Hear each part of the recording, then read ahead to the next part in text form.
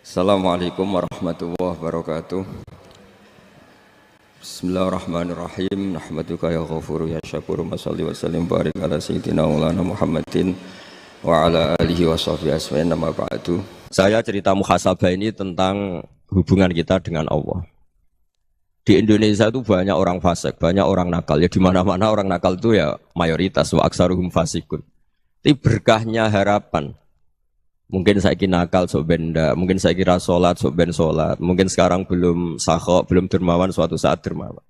Barokahnya itu kefasikan ini dianggap sementara, sedang fasik, sedang tidak benar. Karena kiai-kiai kita, para guru-guru kita, para habaib utamanya itu mesti bilang semoga husnul khotimah. Nah barokahnya doa itu, semoga husnul khotimah itu menjadikan satu pola sosial. Yang sedang fasik ini masih diharapkan jadi lebih baik, jadi lebih. Sehingga kita tidak ngambil sikap ekstrim, ya ingin menghabisi atau ingin mengadili, tidak. Karena selalu kita punya harapan. Dan agama ini limangkan erjuwo hawal yawm akhir. Bayangkan itu kalau yang nakal itu anak kamu. Pasti kamu nggak ingin kan langsung dapat azab, dapat apa. Padahal kita semua jadi tokoh ini abul kulli, bapak dari semuanya. Sehingga ketika Rasulullah SAW jalan-jalan kemudian melihat perempuan sedang menyalakan api. Kalau apinya mati ditiup, anaknya dijauhkan. Nanti kalau sudah jauh dari api, anaknya digendong lagi. Terus kata Rasulullah, matur ke semua sahabat, Aro'aitum anna hadih tarihatan waladaha alan nar. Apa kamu berpendapat bahwa perempuan ini akan melemparkan anaknya ke neraka? Tidak ya Rasulullah. Tidak akan seorang ibu melemparkan anaknya ke api. Terus kata Rasulullah, Allahu arhamu min hadih biwaladiha. Allah lebih rahman, lebih rahim dibanding orang tua ini kepada anaknya. Ini yang harus kita kenalkan terus, kita kampanyakan terus. Supaya orang hubungannya dengan Allah itu nyaman, asik. Sehingga dengan demikian selalu ada harapan bahwa yang sedang nakal ini suatu saat tobat. Kita tidak boleh menghukumi pasti begini, pasti gini. Itu tidak wilayah kita. Itu juga yang dicontohkan Rasulullah SAW. Secara lahir Nabi itu enggak berkenan sama Wahsy, karena Wahsy itu salahnya salah fatal karena membunuh ahabban nasi ila Rasulillah, yaitu membunuh Sayyid Hamzah. Jadi ketika Wahsy tobat, Nabi itu nerima tobatnya. Dan ketika beliau dengan basariyahnya enggak siap ketemu Wahsy karena harus ingat Sayyid Hamzah, basariyahnya diturutin. Oke, kamu iman saya turutin, tapi jangan sering ketemu saya. Karena kalau ketemu kamu saya masih ingat sama paman saya Sayyid Hamzah. Kita bisa ngelola seperti itu. Kita tidak cocok sama orang, bagaimanapun mereka umat Rasulullah SAW, kita tetap mencintai mereka. Misalnya kalau beda agama, mereka sama-sama orang Indonesia, kita mencintai mereka atas nama warga Indonesia. Tapi kalau misalnya potongannya ora cocok, beda kultur, bawaannya itu mangkel no coro Jawa, ya bisa diilmoni, jangan ketemu. Wong sudah tidak cocok, ingin ketemu nyari solusi. Roh ini tok seneng itu kan ya repot itu. Ya sudah kalau nggak mati cocok ya jangan sering ketemu. Dan itu kita bisa memanage seperti itu tuh bisa. Saya berkali-kali cerita tentang Imam Syafi'i. Kalau dikasih tahu ya Imam Aba Abdillah, panggilannya Imam Syafi'i, tetangga anda ini ternyata banyak yang nggak senang anda. Jawabnya beliau senang. Ya bagus kalau nggak senang saya, ndak utang saya katanya. Jadi gara-gara sampean seneng aku ngatur aku ini kan. Dan mungkin sampean rasa seneng kan ya enak. Jadi hidup itu dianggap happy. Kalau seneng ya teman silaturahim, kalau nggak seneng ya nggak bakal utang gitu. Baru kayak seneng itu nggak ganggu. Gitu. Jadi dulu itu orang bisa ngelola seneng nggak seneng itu bisa.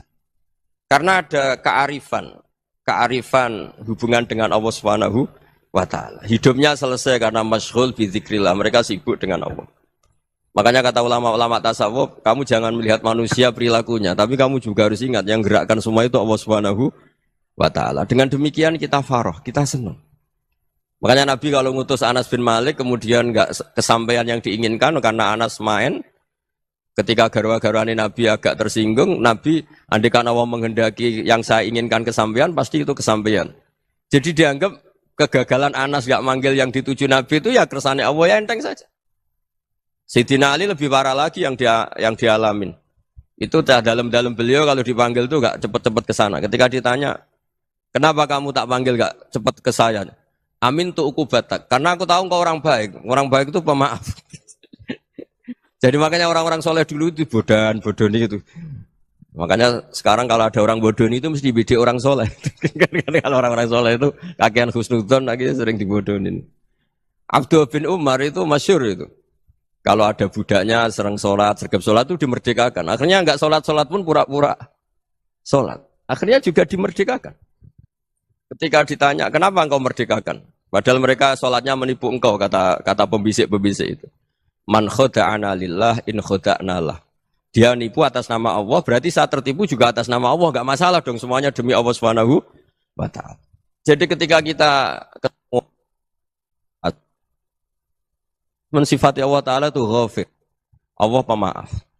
Jangan kamu enggak fair untuk diri kamu nyifati Allah ghafir, pada orang lain Allah kamu sifati syadidul iqab. Jadi Allah kamu atur, kayak MC tadi ngatur saya. Jadi Allah itu apa? Kalau pada saya ghafir, kalau pada musuh saya syadidul iqab. Itu tidak fair. Kalau Anda punya harapan kepada Allah karena Allah Rahman Rahim, Allah ghafir, sebenarnya Allah pada musuh kita ya bisa saja Allah ghafir, bisa saja Allah Rahman Rahim. Sehingga kita melihat orang lain yang kita tidak cocok itu ya enteng saja. Itu min ummati Rasulillah sing tanaluhu syafa'atu, tanaluhu sa'atu rahmati, tanaluhu fair. Jangan dengan kita kayak mesti dapat rahmat, jangan orang lain kayak Allah pasti syadidul iqab. Itu tidak boleh. Sehingga ketika ada orang Badui, singkat cerita orang Badui ini kencing di masjid, semua sahabat membentak dia. Yang enggak bentak hanya Nabi tok. Saking mangkalnya orang ini karena semua sahabat bentak kecuali Nabi. Setelah dibenarin Nabi, terus Nabi nyuruh Sobbu ali dhanuban min ma'in. Setelah disucikan masjid itu, dia berdoa keras sekali.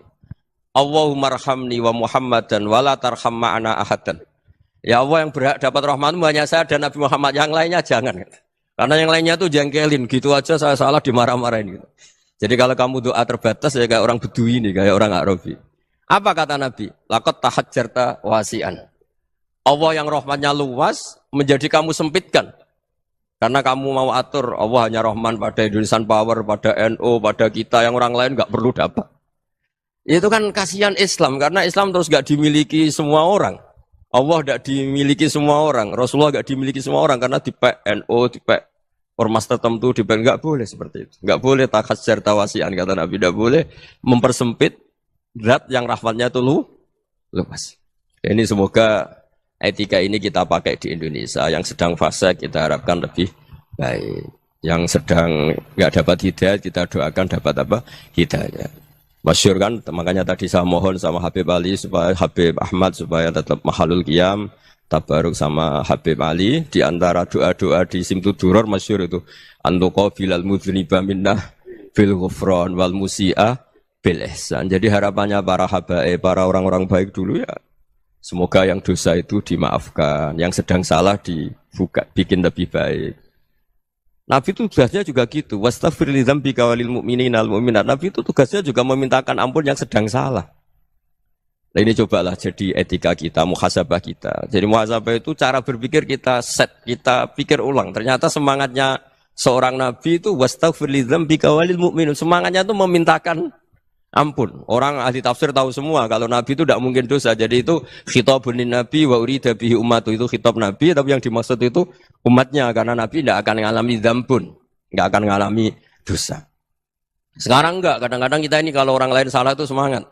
Kalau di perusahaan ada teman salah, apalagi pimpinan salah itu seneng. Barokahnya salah bisa ganti kan gitu. Jadi kalau mungkin di dunia tokoh juga gitu, barokahnya ada tokoh salah, kita yang jadi populer sendiri, tidak boleh seperti itu. Kita harus salimus sodri di jami'il muslimin. Jadi ini harus dilatih. Saya tadi matur sama Habib Ahmad, latihan kita jadi hidup. Nabi itu kalau resep jadi wali itu kata Nabi gampang. Kata Nabi, kalau kamu ingin disenangin Allah, ya sudah. Kalau kamu asbahta, amseta, gini-gini, perasaan kamu, kata Nabi, jangan punya perasaan ghil sama orang muslimin. Itu sudah wadzalika min sunnati. Makanya Nabi ngendikan la yablughni ahadun an ahadin syai'an. Ada yang baca la yuballighni ahadun an ahadin syai'an. Seseorang jangan melaporkan ke saya tentang salahnya yang lain. Fa inni akhruju ilaikum wa ana salimus sadri. Karena saya ingin ketemu sampean semua dalam keadaan salimus sadri, tidak punya perasaan apa-apa. Karena kalau nurutin pembisik, nurutin informasi itu ya repot, karena orang pasti sepihak. Ada kiai yang top, datang ke kampung-kampung ning desa-desa. Kata yang seneng itu punya akhlak. Oh itu bagus orang besar datang ke kampung-kampung. Katanya nggak seneng. Oh itu jobnya kayak kecil kok diambil, itu kan ya kasihan itu kan sudut pandang.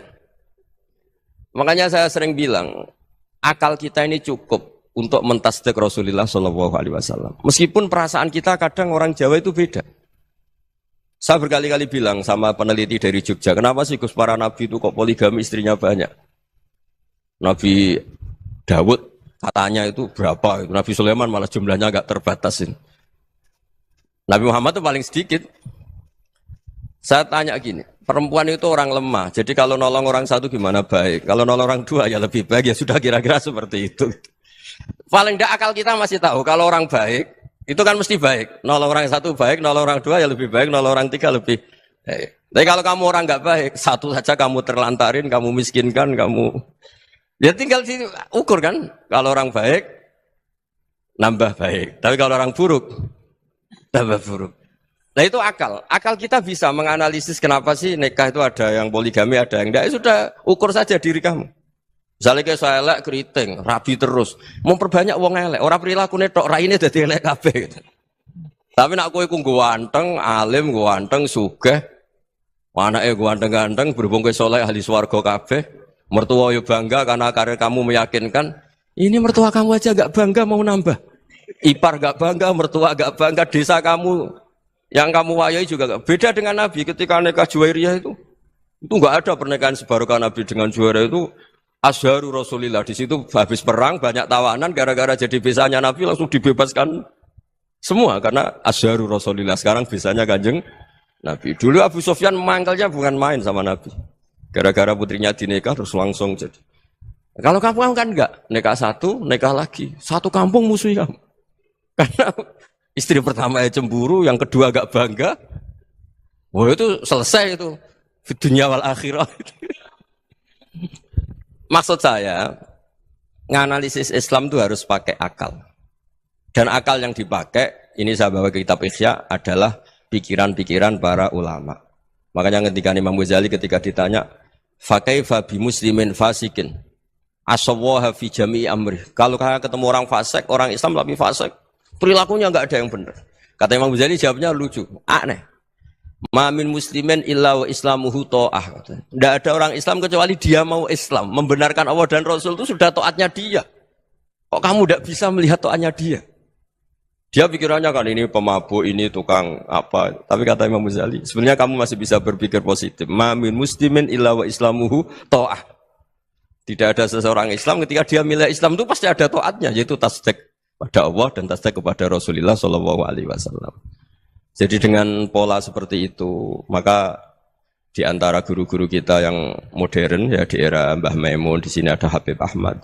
Habib Salim, syair yang sering dibaca beliau adalah ada orang munajat sama Allah, ini cerita munajat. Itu orang itu ngendikan gini, ana mutnibun, ana mukhtiun, ana asi. Huwa rahimun, huwa ghafirun, huwa afi. Ya Allah, saya mukhti, saya orang yang salah. Ana mutnib, saya orang yang dosa. Ana asin, saya sering maksiat.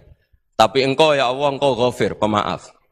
Engkau rahim, maha pengasih. Engkau afin, yang mudah memaafkan. Terus kata orang ini, ya agak kurang ajar, tapi saking senengnya sama Allah. Qobal tuhunna salasatan bisalasati. Ya gini saja ya Allah, sifat engkau diadu dengan sifat saya. Engkau Tuhan, Gusti, enggak boleh kalah katanya. Terus wasatahliban ausofu ausofi, dan engkau pasti pemenangnya. Gitu. Jadi ada orang rayu Allah dengan cara seperti itu ya ada ya. Saya ini manusia, salah saya banyak. Engkau ampunannya banyak. Engkau Tuhan, Gusti, enggak boleh ampunan Anda, ampunan engkau kalah dengan salah saya. Enggak boleh Tuhan kok kalah. Nah, jadi untuk supaya orang punya harapan gitu. Banyak juga wali-wali yang jadab ketika datang ke makam Rasulullah SAW. Itu kalau dongo ya agak kacau sebetulnya, cara syariat agak kacau. Ya Allah, engkau punya dua pilihan. Jika engkau menjadikan saya soleh, surah habibu, yang senang kekasihmu, yaitu Rasulullah SAW. Tapi jika engkau menjadikan saya fasik, surah aduwuk, yang senang itu setan. Monggo jenengan mau menyenangkan kekasih jenengan, mau menyenangkan musuh jenengan, monggo. Jenengan bebas kok memilih. Nah, mestinya Allah ya senang menyenangkan kekasihnya. Jadi ya, intinya Allah dipaksa untuk menjadikan dia orang soleh gitu. Jadi kayak kemarin itu Pak Bu siapa? Yang kesini itu yang sama jenengan itu. kuliah ke sini itu sama Habib Ahmad. Saya pertama nggak mau, lama-lama Habib Ahmad. Ini gimana, Gus? Orang taunya saya dekat jenengan, kalau nggak kasil saya waduh, Beb. Ini kayak doanya wali yang tadi. Nggak punya pilihan, nggak ada pilihan. Jadi saya mohon muhasabah itu dimulai cara berpikir. Makanya di sini sebetulnya tag ini supaya dapat barokahnya Ihya. Ini kitab yang disenangi para habaib, para ulama. Sebetulnya tag di muhasabah itu redaksinya gini ya, yang lengkap. Hasibu anfusakum qabla an tuhasabu wa zinuha qabla an tuzanu wa tahayya'u lil ardil akbar. Jadi ada kata wazinu, jadi ukur. Perilaku Anda ini diukur, ditakar. Misalnya kita sebagai suami kan ya punya hal-hal yang kita tidak ideal. Cara wong Jawa mesti pesek. Cara rezeki ya pas-pasan. Dan kita juga kalau makanya agak boleh tanya istri begini, apa saat cinta pertama Anda? Pasti Anda kecewa. Orang jadi istri hanya korban terakhir gitu. Sudah. Karena orang kalau ngelamar kemana-mana gak jadi, yang jadi istri itu pasti korban terakhir gitu. Jarang istri pilihan pertama, jarang. Ayo semua yang nikah. Rata-rata itu pilihan Anda pertama Pak, dari sekian ditolak di mana-mana terus. Ya perempuan terakhir. Kamu juga korban terakhir gitu. Itu wali-wali dulu kalau ngandani kita itu sederhana. Antal ini masyhur diceritakan Habib Zain bin Semit dalam kitab Al-Manhajus Sawi. Anta lam tajid min nafsika kullama turid. Fa kaifa turidu min ghairika kullama turid. Kamu yang ingin ideal saja, kamu tidak menemukan pada diri kamu untuk menjadi ideal. Kamu kan ingin ganteng, ingin punya uang banyak, ingin perilaku Anda sempurna. Anda saja yang punya keinginan tidak bisa mewujudkan keinginan Anda sendiri. Fakaifa turidu min ghairika ma turid. Jadi anta lam tajid min nafsika kullama turid. Fakaifa turidu min ghairika kullama turid.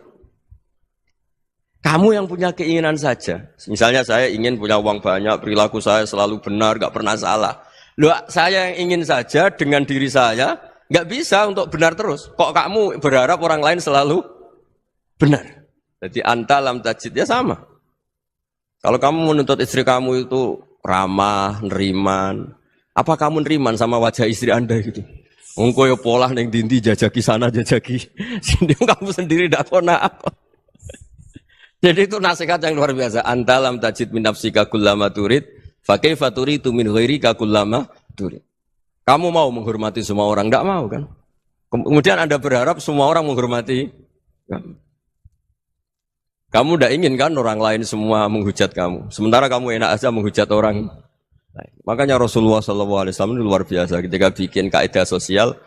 Apa la yu'minu ahadukum hatta yuhibba li akhihi ma yuhibbu li nafsi. Jadi kalau ukuran iman itu sederhana. Kalau sesuatu itu baik, nyaman bagi Anda, ya bayangkan itu pada teman Anda. Misalnya Anda bangun tidur sudah acak-acakan, nggak punya uang, utang jatuh tempo, kan nggak ingin ketemu orang.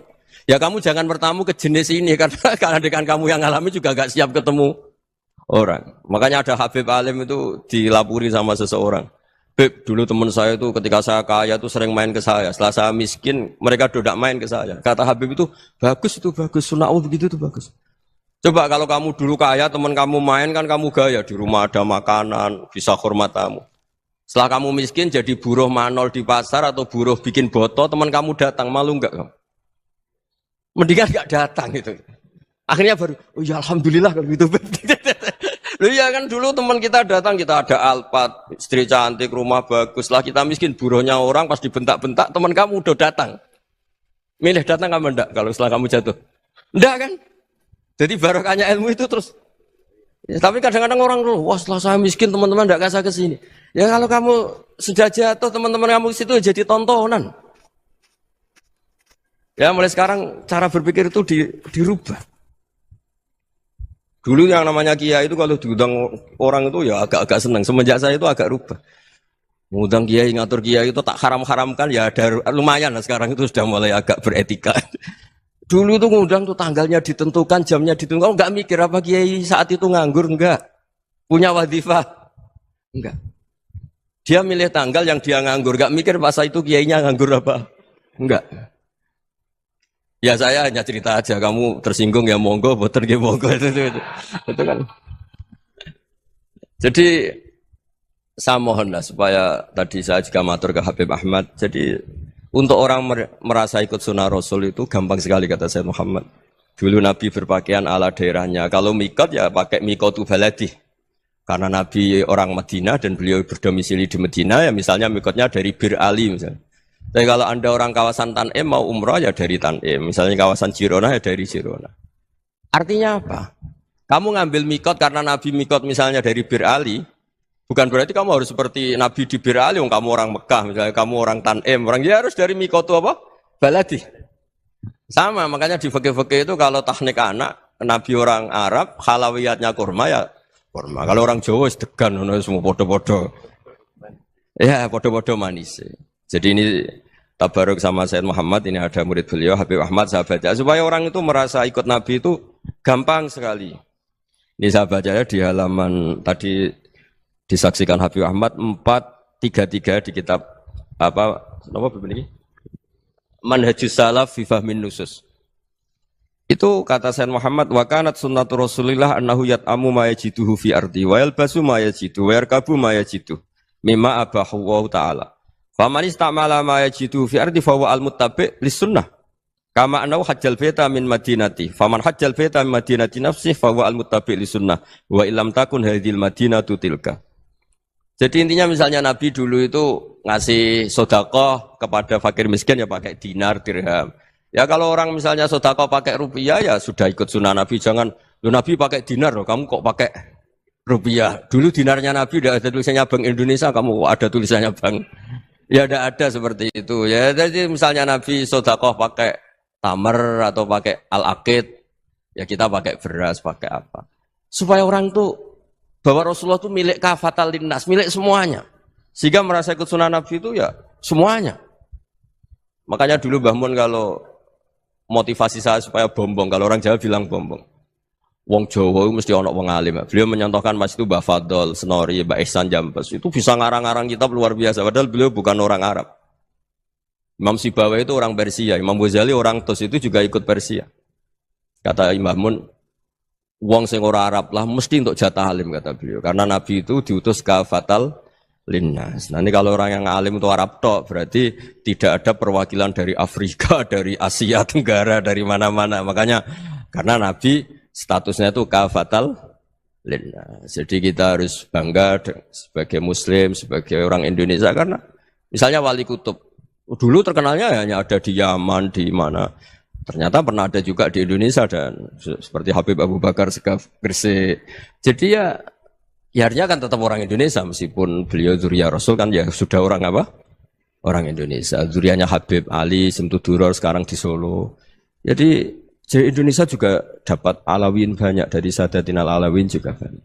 Jadi saya mohon barokahnya ngaji seperti ini. Melihat orang lain tuh gampang, bayangkan tuh kalau anak kamu. Makanya Nabi, nanti kalau nggak percaya lihat di Hikam nomor 15 di kitab saya itu. Di situ dijelaskan oleh Hikam, jangan-jangan semangat Anda pada orang yang maksiat, pada orang yang keliru supaya dihukum itu karena kebetulan itu udah anak Anda, itu udah keluarga Anda. Coba kalau itu keluarga. Makanya kalau saya guyonan di Jogja itu, ada pembantu mecahkan piring terus dimarahi majikannya. Saya mesti guyon gitu, pasti itu pembantunya tidak cantik. Kok bisa Gus? Andai kan cantik dan kamu senang mecahno piring satu, piring 1000 ra iso ngamuk kowe. Ternyata ngamuknya itu karena mecahkan piring apa karena plus tidak cantik? Coba jawab para lelaki ini. Kamu marah sama orang maksiat tuh karena maksiat karena plus itu udah anak Anda. Bayangkan kalau itu anak Anda. Itu hebatnya Rasulullah SAW karena kita yang salah pun kadung umatnya. Nabi tetap ngasih fasilitas syafaati li ahlil kabair min ummati. Kayak apa baiknya Nabi? Nggak ikut maksiat tapi ikut fasilitasi ngasih syafaat. Loh kalau li ahlil ibadah kan wajar. Nabi ketika ini syafaati li ahlil kabair min ummati. Ya karena tadi logika yang dibangun Rasulullah itu logika yang luar biasa. Kita semangat orang lain kena hukuman itu karena kita tidak punya ra'fah, tidak punya rahmah. Coba kalau Rasulullah yang bil mukminina raufur rahim, semangatnya itu mendoakan supaya tobat, mendoakan diampuni. Dan itu juga yang diperintahkan oleh Allah Subhanahu wa taala, wastaghfir li dzambika walil mu'minina wal mu'minat. Ya semoga barokahnya ngaji ini, barokahnya Habib Ahmad, barokahnya Maulid Simtud Duror, barokahnya semua kitab madaih, tiba berjanji semuanya, barokahnya Ikhya, barokahnya Said Muhammad, barokahnya guru kita semua, Mbah Maimun, bapak saya. Kita ini ngikuti manhaj, ya, ngikuti apa? Manhaj. Saya sering didhawuhi Mbah Mun, kenapa ihdinas siratal mustaqim bukan siratoka? Bukan jalan engkau ya Allah, karena Allah itu enggak bisa kamu tiru. Allah itu tidak tidur, tidak makan, tidak kesel, tidak capek. Yang bisa ditiru itu siratal ladzina an'amta alaihim. Yang bisa ditiru manusia ya niru manusia. Karena Allah itu tidak bisa ditiru. Makanya ihdinas siratal mustaqim siratal ladzina. Dan niru siapa? Niru guru-guru kita. Termasuk niru cara pandang. Jadi misalnya ada orang awam di rumah itu hanya delok reng, delok tikus liwat, itu kan kayak nganggur. Kok ora tahajud malah mendelok reng. Melihatnya jangan gitu. Huwa tarokal ma'asiyah. Dia di rumahnya ndak dugem, ndak kemana-mana. Dia berarti malam itu tarkul ma'asi. Tidak nyopet, tidak garong, tidak ke tempat maksiat. Susahnya apa sih husnudzon? Jadi jangan lihat huwa tarkut tahajud, huwa tarokat tahajud, wa taroka qiyamal lail. Oke ya, namanya orang begitu ya tidak tahajud, tidak qiyamul lail. Tapi susahnya apa sih kamu bilang huwa tarokal ma'asiyah, dia juga meninggalkan maksiat, dan tarkul maksiat itu ibadah. Supaya orang tuh gampang lah husnudzan sama orang muslim. Ini orang mukmin, orang yang luar biasa. Di mata Allah itu orang yang luar biasa. Kayak tadi Imam Ghazali, kalau saya ketemu orang muslim kemudian dia tidak pernah baik, gimana? Kata Imam Ghazali, ma min muslimin illa wa islamuhu ta'ah. Tidak ada orang Islam ketika dia mentasdihkan Allah dan Rasulullah, berarti dia juga punya taat. Ya ini latihan saja, sing iso nglakoni Habib Ahmad kula namung cerita mawon. Kula cerita secara akademik, saya punya kitab, saya baca dan alhamdulillah kita paham barokahnya para guru dan supaya terbiasalah. Sebaik-baiknya ibadah husnudzonni billah wa husnudzonni bil mu'minin. Soal tidak cocok ya diilmoni tadi ya, namanya enggak cocok ya jangan sering ketemu. Seperti Rasulullah SAW, beliau karena sangat mencintai Said Hamzah, ketemu orang yang pernah begitu sama Said Hamzah, ya beliau secara basyariah tidak siap. Tapi beliau secara cara bahasa sekarang, secara profesional, kalau beliau seorang nabi dan harus menerima tobatnya siapapun, ya diterima. Saya meskipun dengan A, B gak cocok karena dia begini-begini sama saya, tapi saya ingat dia sholat, dia baca sholawat, dia mencintai Rasulullah, ya kita hormat. Ya soal tidak cocok ya di manage tadi ya, zuruhiban tasdidhuban, kalau tidak pati cocok ya jangan sering ketemu bawaannya enak nanti. Ya semuanya itu diilmoni lah. Makanya ngendikane Ma'ruf Al-Qurhi ada yang baca Al-Kharqi, mangqala fil yaumi salasa marrat wa marham ummata Muhammad kutiba minal abdal. Karena semangat mencintai siapapun satu hari sering baca marham ummata Muhammad, wa ma asli ummata Muhammad, wa ma tajawaz an ummati Muhammad. Itu mesti kutiba minal abdal. Dia pasti termasuk wali abdal. Maksudnya semangat mencintai. Ya dilatih lah. Misalnya Indonesia Power atau PLN, andai kan tidak ada PLN itu kayak apa? Orang nggak bisa ngaji, tidak bisa aktivitas. Ya barokahnya ada PLN, barokahnya jasanya. Kita sadar, tidak semua kebaikan kita ini memenuhi keinginan orang banyak. Gitu. Orang banyak ingin listrik, ingin saluran apa, dan itu kadang yang mewujudkan orang lain atau kelompok lain. Ya karena itu manfaat ke orang lain ya kita doakan. Karena khairun nas anfa'uhum linnas. Sehingga kita terbiasalah ngakui orang lain. Seperti semangatnya Rasulullah SAW, semuanya itu didoakan, semuanya diinginkan kebaikannya. Bahkan Nabi gak putus asa sampai di akhirat. Ketika Nabi lain sudah putus asa karena sudah akhirat, sampai dimintai syafaat semuanya bilang nafsi, nafsi. Karena merasa semuanya gak punya nyali di depan Allah. Karena ini sudah akhirat, sudah finish. Tapi apa Rasulullah? Analah. Ya udah, saya sanggup mensyafaati kalian. Terus kata Nabi, fa'atiyal arsya. Saya mendatangi aras fa'akhiru lahu sajidan, saya sujud wa ahmaduhu bima hamida 'allamaniha rabbi. Kemudian saya tetap muji Allah dengan pujian yang terus menerus. Padahal sudah di akhirat, sudah finish. Nabi dimintai syafaat masih sanggup karena Nabi tahu akhirat tidak bisa mendikte Allah, tidak bisa Allah terus bilang, "Ya Allah ini akhirat, engkau sudah tidak boleh mensyafaat." Tidak bisa. Allah tidak bisa diganggu akhirat. Allah tidak boleh dibatalkan rahmannya oleh akhirat. Allah tetap Rahman Rahim abadal abad. Dan Nabi tahu itu. Makanya kata para ulama, fa Muhammadun ahmadu min ghairihi. Jadi Nabi Muhammad namanya dua, yang terkenal. Sebenarnya banyak yang terkenal dua, Muhammad sama Ahmad. Ketika Nabi punya nyali memuji Allah di akhirat atau sudah di akhirat, Itu fa Muhammadun ahmadu min ghairi. Ketika nabi lain sudah tidak punya nyali muji Allah karena sudah akhirat, Nabi Muhammad tetap berani muji Allah di saat seperti itu. Makanya ahmadu di situ kata ulama itu af'al tafdil. Fa Muhammadun ahmadu min ghairi. Kanjeng Nabi lebih memuji Allah di saat yang nabi lain sudah tidak punya nyali untuk muji Allah di saat itu. Makanya kata Nabi fa akhiru lahu sajidan wa ahmaduhu bi mahamida 'allamaniha rabbi. Akhirnya setelah lama gitu terus Allah ngendikan ya Muhammad irfa' ra'sak wasal tu'tah wasfa' tusyaffa. Sudah Muhammad, angkat kepala kamu minta apa saat turutin dan kalau kamu ingin mensyafaati umatmu saya beri hak napa? Syafaat. Nah, semoga semangat itu juga menjadikan kita munajat bahwa rahmat Allah tidak terbatas, harapan juga tidak terbatas. Mungkin yang sedang nakal ya kita katakan sedang, jangan terus kamu pastikan wah ini mesti suul khotimah, mesti tidak orang baik. Tidak, agama ini liman kana yarjuha wal yaumal akhir, selalu bagi yang punya harapan. Ya, mugi-mugi dapat barokah semua. Mantul dengan kata wassalamualaikum warahmatullahi wabarakatuh. Dalam konteks Indonesia, muhasabah itu sudah jadi perilaku ya.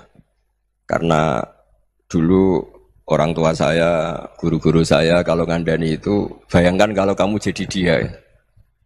Jadi misalnya kita mentang-mentang atasan, otoriter sama bawahan. Bayangkan kalau kamu jadi yang bawahan itu kayak apa?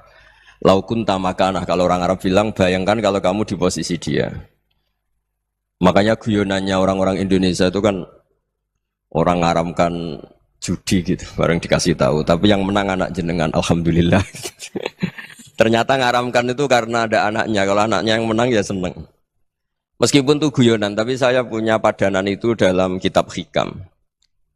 Nabi Ibrahim itu Khalilur Rahman, tentu bencinya minta ampun sama yang namanya maksiat. Suatu saat beliau diterbangkan di alam malakut. Itu kalau di Hikam saya halaman 15 juga. Saya masih ingat betul. Mungkin kalau Anda beda halaman karena beda cetakan. Atau enggak punya kitabnya. Atau punya tapi tidak bisa baca. Nah itu jadi berbagai kemungkinan. Atau punya tidak bisa baca tapi dianggap jimat. Atau digo pencitraan. Banyak itu kaji-kaji tidak bisa baca kitab tapi di ruang tamunya kitabnya besar-besar. Pencitraan itu. Tapi ya bagus lah, enggak apa-apa untuk syiar. Setelah diterbangkan di alam malakut, diperlihatkan sama Allah. Ada orang pezina, ada orang syaribul khomri, ada orang mabuk, ada orang macam-macam. Allah tanya sama Nabi Ibrahim, bagaimana pendapat kamu Ibrahim tentang mereka yang maksiat? Kata Nabi Ibrahim, ya Allah habisi saja mereka. Mereka hidup di bumi engkau, makan rezeki engkau, kemudian mereka tidak taat sama engkau. Singkat cerita di fase itu, saya ulang lagi di fase itu, Allah nurutin. Sampai sekian peristiwa, mungkin 3 atau 4. Sudah, setelah sekian tahun Nabi Ibrahim lupa peristiwa itu, kemudian beliau diminta menyembelih anaknya. Ini versi kitab Hikam. Memang versinya banyak tentang kenapa Nabi Ibrahim disuruh menyembelih anaknya. Ketika mau menyembelih anaknya, Nabi Ibrahim ragu. Huwa samratu fuadi. Anak saya ini buah hati saya, kenapa engkau suruh menyembelih? Terus kata Allah, apa kamu tidak ingat ketika kamu saya angkat di alam malakut, kemudian kamu usul bunuh-bunuh, saya tidak mempertimbangkan usul Anda, tapi kenapa sekarang saya merintahkan kamu mikir gitu? Terus, ya karena ini anak saya ya Allah. Terus kata Allah, rumang samu wong sumpukon mateni gak gawean kau sing gawe kowe enak wae usul mateni. Jadi sebenarnya saya yang bikin kemudian Anda enak aja usul membunuh. Semenjak itu Nabi Ibrahim itu di eranya itu asfaqun nas, orang paling sayang sama manusia. Karena kadang kita keras itu ya kebetulan itu udah anak kita, ada keluarga kita. Cara orang Jawa itu kan gitu ya, kalau ada perempuan terus macak yang macam-macam pakai sepeda motor cowok terus wah itu luput suwuk, semoga-moga gini. Tapi setelah dikasih tahu, niku ponakane jenengan, semoga-moga selamat. Jadi jangan-jangan kemarin ahlil ma'asi itu kebetulan itu tidak keluarga kita. Kalau keluarga kita yang pernah salah pada kita, semangat kita mintakan maaf. Jangan-jangan kita didikte hukum sosial gitu. Jadi orang yang salah, kebetulan itu orang yang menservis kita. Atau keluarga kita, atau orang dekat kita. Jangan-jangan semangat kita mintakan ampun. Tapi kalau sama orang lain, kebetulan musuh kita semangatnya minta itu kena adab. Nah ini yang nggak boleh dalam Islam. Islam mengajarkan niru Rasulullah SAW, Nabi itu rahmatal lil alamin. Bahkan kemarin saya ngaji virtual sama beberapa habaib, ada Habib Ali Al-Jufri dari Mesir, Ada Habib Alwi dari Kuitang, ada Habib Nabil Al-Musawa. Dari sekian habaib itu saya masih ingat diantaranya yang didawuhkan rahmatan lil alamin itu ketika Nabi adahu kaumuh, disakiti oleh kaumnya, dan itu mereka masih kafir semua. Itu mereka dapat doanya Nabi Allahumma hdi qaumi fa innahum la ya'lamun. Kayak apa baiknya Nabi, orang yang menyakiti, yang melukai, tapi Nabi masih berdoa Allahumma hdi qaumi fa innahum la ya'lamun. Sayyidina Umar dapat doanya Nabi itu ya khina kana kafiran, ketika masih kafir didoakan. Allahumma aizzal Islam bi Umar. Itu ketika masih kafir. Itu pelajaran bagi kita bahwa yang sedang tidak cocok pun itu berdapat doa kita. Ya doa supaya kondisi kita baik, hari tambah baik. Karena agama ini saya berkali-kali bilang limangka nayarjuwa hawal yaumal akhir. Agama ini diperuntukkan bagi yang selalu punya harapan pada Allah Subhanahu wa taala. Saya cerita muhasabah ini tentang hubungan kita dengan Allah. Di Indonesia itu banyak orang fasik, banyak orang nakal. Ya di mana-mana orang nakal itu ya mayoritas wa aksaruhum fasikun. Tapi berkahnya harapan. Mungkin saya kira nakal sok benda, mungkin saya kira sholat sok ben sholat, mungkin sekarang belum sakhok, belum dermawan, suatu saat dermawan. Barokahnya itu kefasikan ini dianggap sementara. Sedang fasik, sedang tidak benar. Karena kiai-kiai kita, para guru-guru kita, para habaib utamanya itu mesti bilang semoga husnul khotimah. Nah barokahnya doa itu semoga husnul khotimah itu menjadikan satu pola sosial. Yang sedang fasik ini masih diharapkan jadi lebih baik, jadi lebih. Sehingga kita tidak ngambil sikap ekstrim, yang ingin menghabisi atau ingin mengadili, tidak. Karena selalu kita punya harapan. Dan agama ini limangkan erjuwa hawal yaumil akhir. Bayangkan itu kalau yang nakal itu anak kamu. Pasti kamu nggak ingin kan langsung dapat azab, dapat apa. Padahal kita semua jadi tokoh ini abul kulli, bapak dari semuanya. Sehingga ketika Rasulullah SAW jalan-jalan kemudian melihat perempuan sedang menyalakan api. Kalau apinya mati ditiup, anaknya dijauhkan. Nanti kalau sudah jauh dari api, anaknya digendong lagi. Terus kata Rasulullah, matur ke semua sahabat, Aro'aitum anna hadih tarihatan waladaha alan nar. Apa kamu berpendapat bahwa perempuan ini akan melemparkan anaknya ke neraka? Tidak ya Rasulullah. Tidak akan seorang ibu melemparkan anaknya ke api.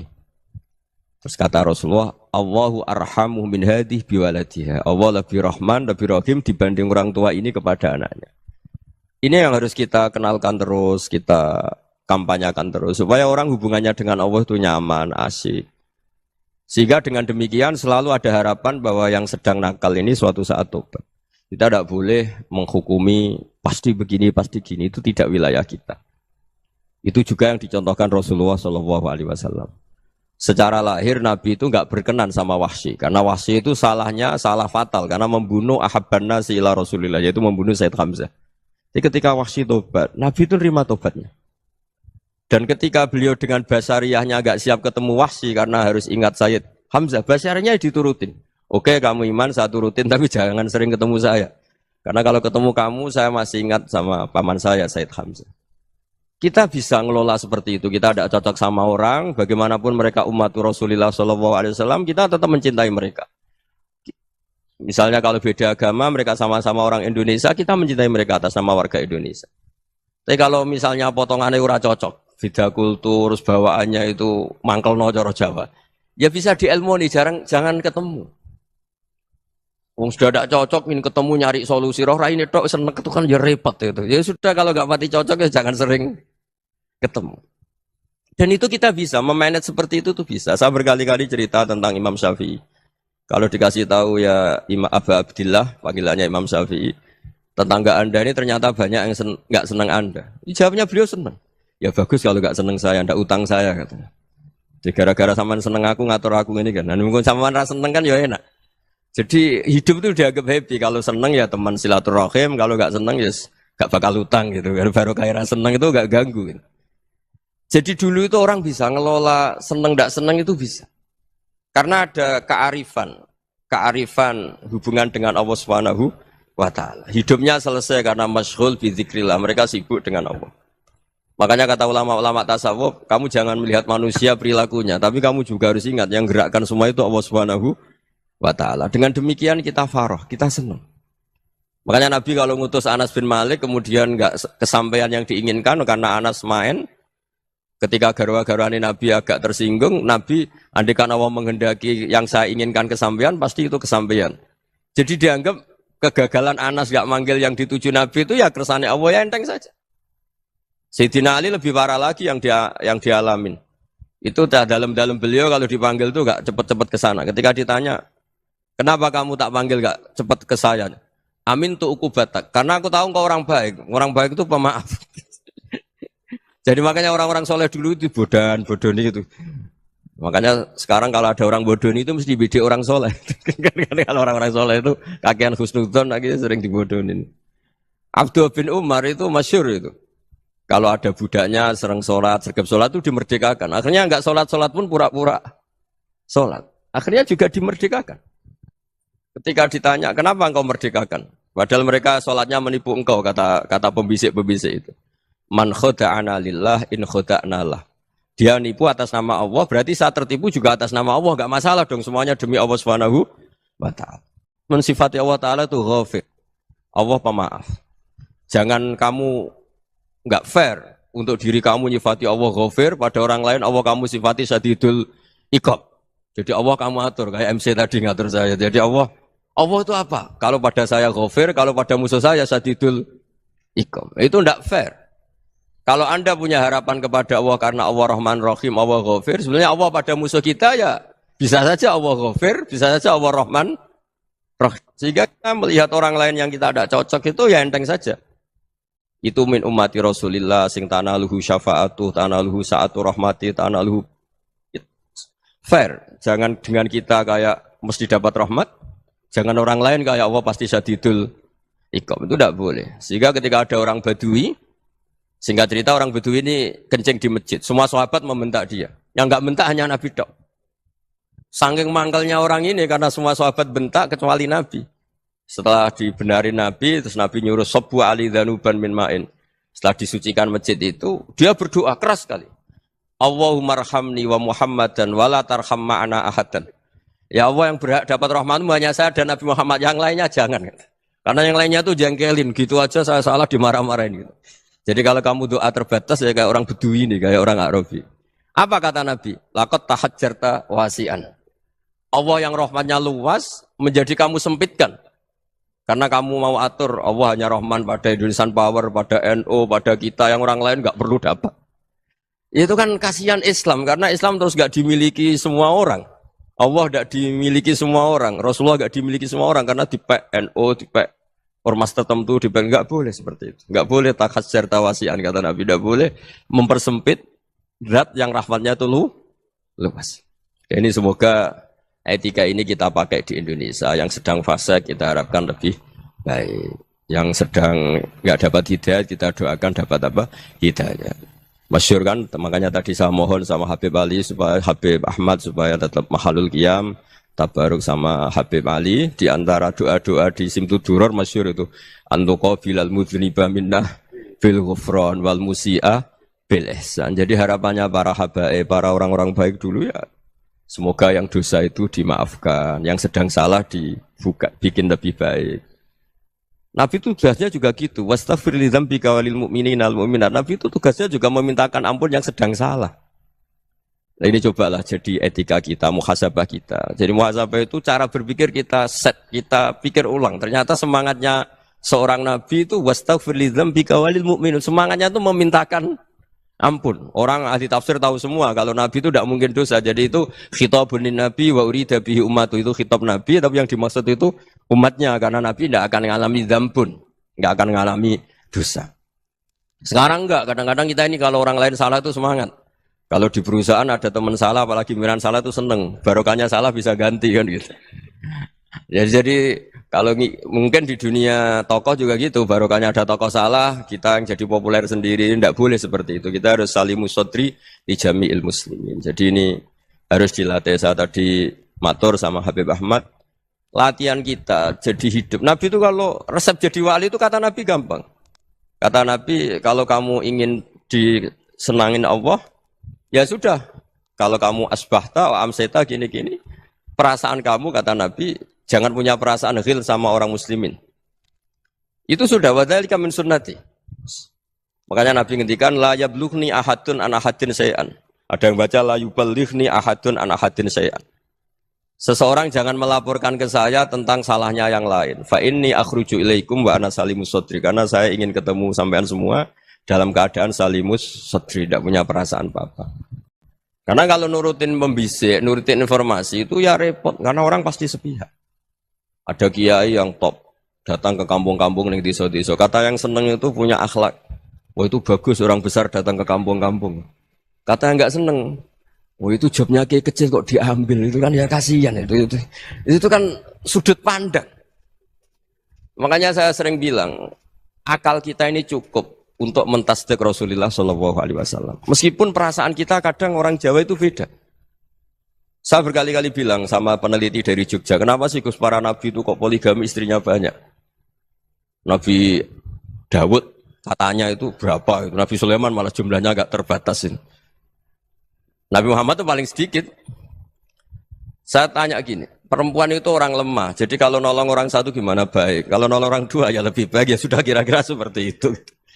Paling tidak akal kita masih tahu kalau orang baik itu kan mesti baik. Nolong orang satu baik, nolong orang dua ya lebih baik, nolong orang tiga lebih baik. Tapi kalau kamu orang nggak baik, satu saja kamu terlantarin, kamu miskinkan, kamu ya tinggal diukur kan. Kalau orang baik, nambah baik. Tapi kalau orang buruk, tambah buruk. Nah itu akal. Akal kita bisa menganalisis kenapa sih nikah itu ada yang poligami, ada yang enggak. Ya sudah, ukur saja diri kamu. Misalnya kayak saya elek, keriting, rabi terus. Memperbanyak wong elek. Orang perilaku netok, raine dadi elek kabeh. Gitu. Tapi nak kowe ku ganteng, alim, ganteng, sugih. Anake ganteng-ganteng, berhubung kowe saleh ahli swarga kabeh. Mertua yo bangga karena karir kamu meyakinkan. Ini mertua kamu aja gak bangga mau nambah.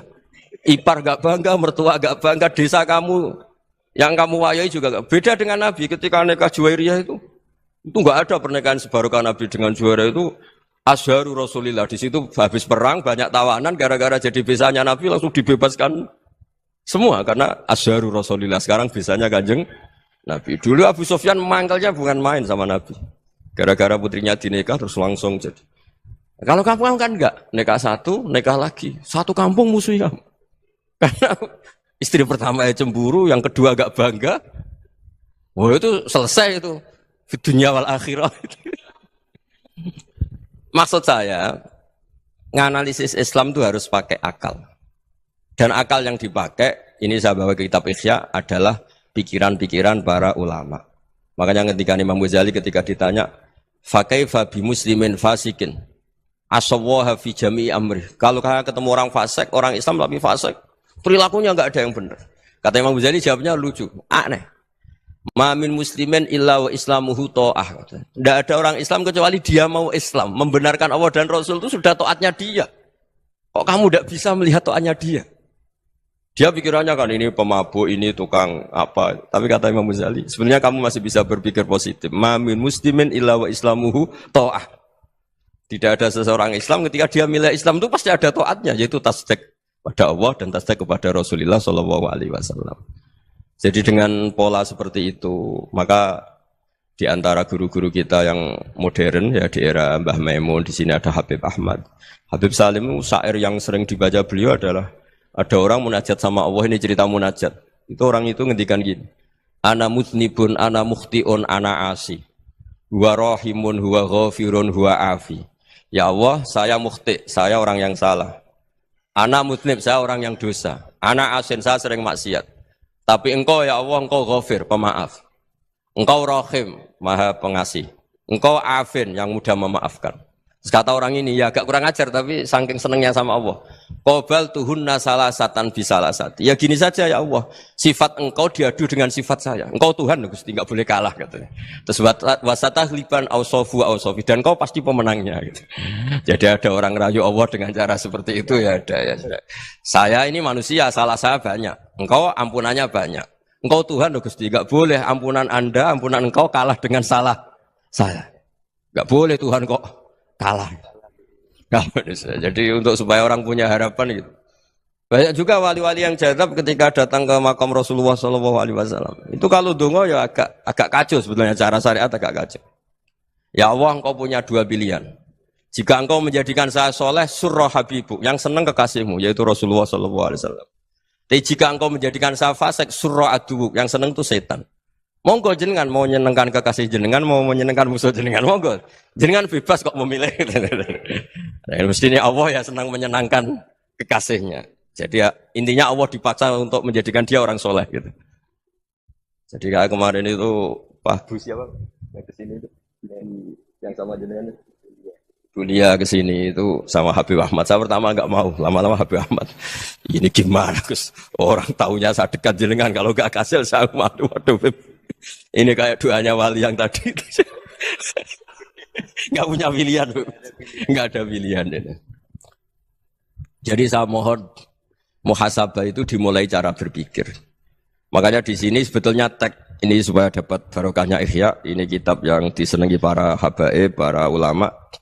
Sebetulnya tag di muhasabah itu redaksinya gini ya, yang lengkap.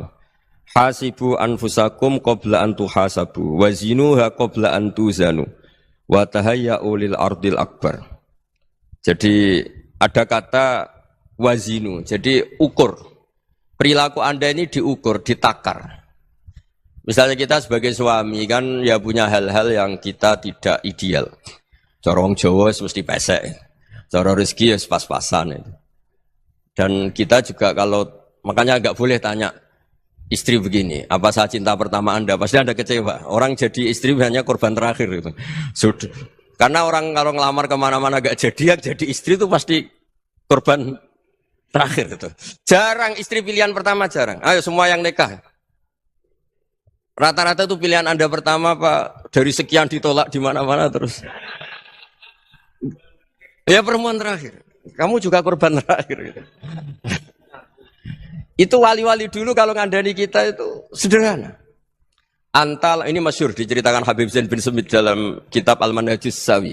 Antalam tajid min nafsika kullama turid. Fa kaifa turidu min ghairika kullama turid. Kamu yang ingin ideal saja, kamu tidak menemukan pada diri kamu untuk menjadi ideal. Kamu kan ingin ganteng, ingin punya uang banyak, ingin perilaku Anda sempurna. Anda saja yang punya keinginan tidak bisa mewujudkan keinginan Anda sendiri. Fakaifa turidu min ghairika ma turid. Jadi antalam tajid min nafsika kullama turid. Fakaifa turidu min ghairika kullama turid. Kamu yang punya keinginan saja. Misalnya saya ingin punya uang banyak, perilaku saya selalu benar, enggak pernah salah. Loh, saya yang ingin saja dengan diri saya, enggak bisa untuk benar terus. Kok kamu berharap orang lain selalu benar? Jadi antalam tajid ya sama. Kalau kamu menuntut istri kamu itu ramah, neriman, apa kamu neriman sama wajah istri Anda gitu? Engko ya pola ning dindi jajaki sana jajaki sini, kamu sendiri ndak kona apa. Jadi itu nasihat yang luar biasa. Antalam tajid min nafsika kullama turid, fa kaifa turidu min ghairika kullama turid. Kamu mau menghormati semua orang, enggak mau kan? Kemudian Anda berharap semua orang menghormati kamu. Kamu tidak ingin kan orang lain semua menghujat kamu. Sementara kamu enak aja menghujat orang lain. Makanya Rasulullah SAW luar biasa ketika bikin kaidah sosial.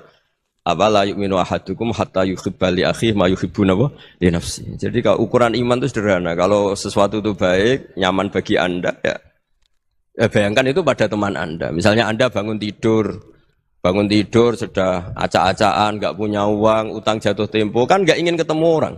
Ya kamu jangan bertamu ke jenis ini karena dengan kamu yang alami juga gak siap ketemu orang. Makanya ada Habib Alim itu dilapuri sama seseorang. Beb, dulu teman saya itu ketika saya kaya itu sering main ke saya. Setelah saya miskin, mereka tidak main ke saya. Kata Habib itu bagus, sunahul begitu itu bagus. Coba kalau kamu dulu kaya, teman kamu main kan kamu gaya. Di rumah ada makanan, bisa hormat tamu. Setelah kamu miskin jadi buruh manol di pasar atau buruh bikin boto, teman kamu datang, malu enggak kamu? Mendingan gak datang gitu. Akhirnya baru, oh ya alhamdulillah kalau gitu. Loh ya kan dulu teman kita datang, kita ada Alphard, istri cantik, rumah bagus. Lah kita miskin, buruhnya orang pas dibentak-bentak, teman kamu udah datang. Milih datang apa enggak kalau setelah kamu jatuh? Enggak kan?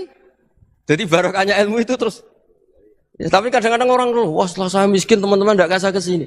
Ya kalau kamu sudah jatuh, teman-teman kamu ke situ jadi tontonan. Ya mulai sekarang cara berpikir itu dirubah. Dulu yang namanya kiai itu kalau diundang orang itu ya agak-agak senang. Semenjak saya itu agak rubah. Ngundang kiai, ngatur kiai itu tak haram-haramkan ya ada lumayan lah, sekarang itu sudah mulai agak beretika. Dulu itu ngundang tuh tanggalnya ditentukan, jamnya ditentukan, enggak mikir apa kiai saat itu nganggur, enggak. Punya wadifah, enggak. Dia milih tanggal yang dia nganggur, enggak mikir masa itu kiainya nganggur apa. Enggak. Ya saya hanya cerita aja, kamu tersinggung ya monggo, boten ya monggo itu kan. Jadi saya mohonlah supaya tadi saya juga matur ke Habib Ahmad. Jadi untuk orang merasa ikut sunnah Rasul itu gampang sekali kata Sayyid Muhammad. Dulu Nabi berpakaian ala daerahnya. Kalau mikot ya pakai mikotu baladi. Karena Nabi orang Madinah dan beliau berdomisili di Madinah ya misalnya mikotnya dari Bir Ali misalnya. Tapi kalau Anda orang kawasan Tanim mau umrah ya dari Tanim. Misalnya kawasan Jirona ya dari Jirona. Artinya apa? Kamu ngambil mikot karena Nabi mikot misalnya dari Bir Ali. Bukan berarti kamu harus seperti Nabi di Bir Ali, kamu orang Mekah, misalnya kamu orang Tanim, orang dia harus dari mikotu apa? Baladi. Sama, makanya di fikih-fikih itu kalau tahnik anak, Nabi orang Arab, halawiyatnya kurma ya kurma. Kalau orang Jawa sedegan, semua bodoh-bodoh. Ya, bodoh-bodoh manis. Jadi ini tabaruk sama Sayyid Muhammad, ini ada murid beliau, Habib Ahmad, sahabatnya. Supaya orang itu merasa ikut Nabi itu gampang sekali. Ini sahabatnya di halaman tadi, disaksikan Habib Ahmad 433 di kitab apa begini? Manhajus Salaf fi Fahmin Nusus. Itu kata Sayyid Muhammad wa kanat sunnatu Rasulillah annahu yat'amu ma yajiduhu fi ardi wa yalbasu ma yajidu wa yarkabu ma yajidu mimma abahu wa ta'ala. Fa man istamala ma yajiduhu fi ardi fa huwa al-muttabi' lis-sunnah. Kama annahu hajjal baita min madinati. Faman hajjal baita min madinati nafsi fa huwa al-muttabi' lis-sunnah wa illam takun hadhil madinatu tilka. Jadi intinya misalnya Nabi dulu itu ngasih sodakoh kepada fakir miskin ya pakai dinar, dirham.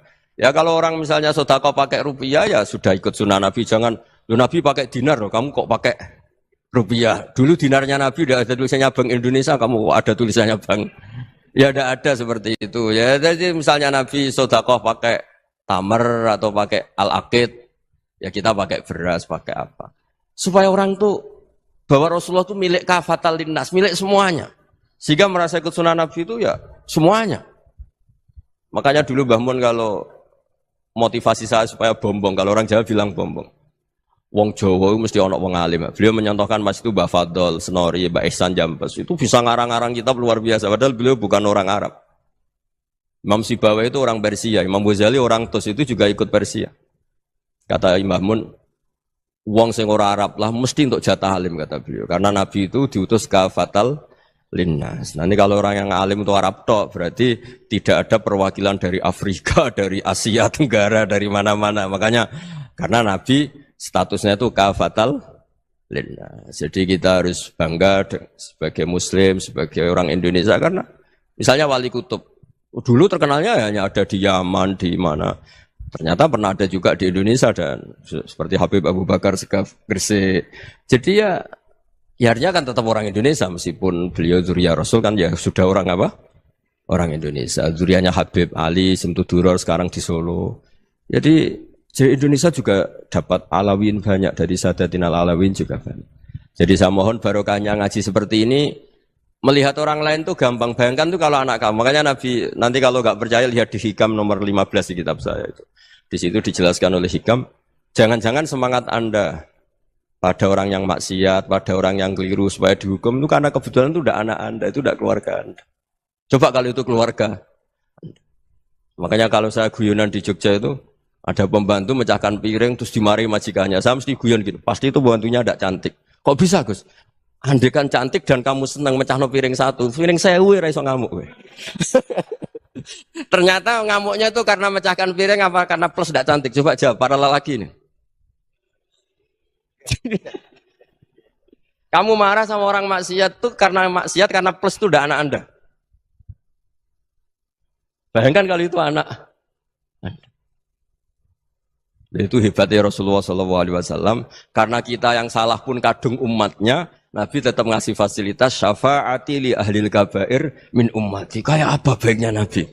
Nggak ikut maksiat tapi ikut fasilitasi ngasih syafaat. Loh kalau li ahli ibadah kan wajar. Nabi ketika ini syafaat li ahli kafir. Ya karena tadi logika yang dibangun Rasulullah itu logika yang luar biasa. Kita semangat orang lain kena hukuman itu karena kita tidak punya rofah, tidak punya rahmah. Coba kalau Rasulullah yang bil mukminina raufur rahim, semangatnya itu mendoakan supaya tobat, mendoakan diampuni. Dan itu juga yang diperintahkan oleh Allah Subhanahu wa taala, wastaghfir li dzambika walil mu'minina wal mu'minat. Ya semoga barokahnya ngaji ini, barokahnya Habib Ahmad, barokahnya Maulid Simtud Duror, barokahnya semua kitab madaih tiba berjanji semuanya, barokahnya Ikhya, barokahnya Said Muhammad, barokahnya guru kita semua Mbah Maimun, bapak saya. Kita ini ngikuti manhaj, ya, ngikuti apa? Manhaj. Saya sering didhawuhi Mbah Mun, kenapa ihdinas siratal mustaqim bukan siratoka? Bukan jalan engkau ya Allah. Karena Allah itu enggak bisa kamu tiru. Allah itu tidak tidur, tidak makan, tidak kesel, tidak capek. Yang bisa ditiru itu siratal ladzina an'amta alaihim. Yang bisa ditiru manusia ya niru manusia. Karena Allah itu tidak bisa ditiru. Makanya ihdinas siratal mustaqim siratal ladzina. Dan niru siapa? Niru guru-guru kita. Termasuk niru cara pandang. Jadi misalnya ada orang awam di rumah itu hanya delok reng, delok tikus liwat, itu kan kayak nganggur. Ora tahajud malah mendelok reng. Melihatnya jangan gitu. Huwa tarokal ma'asiyah. Dia di rumahnya tidak dugem, tidak kemana-mana. Dia berarti malam itu tarkul ma'asi. Tidak nyopet, tidak garong, tidak ke tempat maksiat. Susahnya apa sih husnudzon? Jadi jangan lihat huwa tarkut tahajud, huwa tarokat tahajud, wa taroka qiyamul lail. Oke ya, namanya orang begitu ya tidak tahajud, tidak qiyamul lail. Tapi susahnya apa sih kamu bilang huwa tarokal ma'asiyah, dia juga meninggalkan maksiat, dan tarkul maksiat itu ibadah. Supaya orang tuh gampang lah husnudzon sama orang muslim. Ini orang mukmin, orang yang luar biasa. Di mata Allah itu orang yang luar biasa. Kayak tadi Imam Ghazali, kalau saya ketemu orang muslim kemudian dia tidak pernah baik, gimana? Kata Imam Ghazali, ma min muslimin illa wa islamuhu ta'ah. Tidak ada orang Islam ketika dia mentasdihkan Allah dan Rasulullah, berarti dia juga punya taat. Ya ini latihan saja, sing iso nglakoni Habib Ahmad kula namung cerita mawon. Kula cerita secara akademik, saya punya kitab, saya baca dan alhamdulillah kita paham barokahnya para guru dan supaya terbiasalah sebaik-baiknya ibadah husnudzon billah wa husnudzon bil mu'minin. Soal tidak cocok ya diilmoni tadi ya, namanya enggak cocok ya jangan sering ketemu. Seperti Rasulullah SAW, beliau karena sangat mencintai Said Hamzah, ketemu orang yang pernah begitu sama Said Hamzah, ya beliau secara basyariah tidak siap. Tapi beliau secara cara bahasa sekarang, secara profesional, kalau beliau seorang nabi dan harus menerima tobatnya siapapun ya diterima. Saya meskipun dengan A, B gak cocok karena dia begini-begini sama saya, tapi saya ingat dia sholat, dia baca sholawat, dia mencintai Rasulullah. Ya kita hormat. Ya soal gak cocok ya di manage tadi ya. Zuruhiban tasdid huban, kalau gak pati cocok ya jangan sering ketemu, bawaannya enak nanti. Ya semuanya itu diilmoni lah.